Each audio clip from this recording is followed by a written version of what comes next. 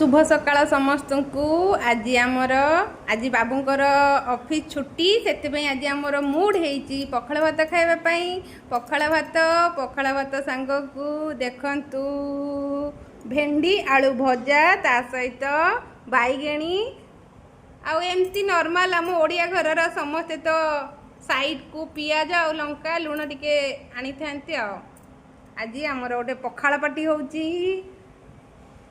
आज आम पखाड़ खाई पूरा दिनटा पूरा खुशी खुशी मनइबू तेणुक आज आमर पखाड़ पार्टी स्टार्ट हो गला। आस बस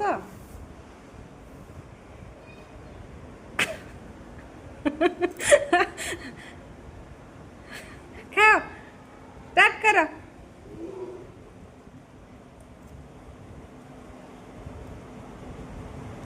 खाई केमती लगुच? मस्त लगुच।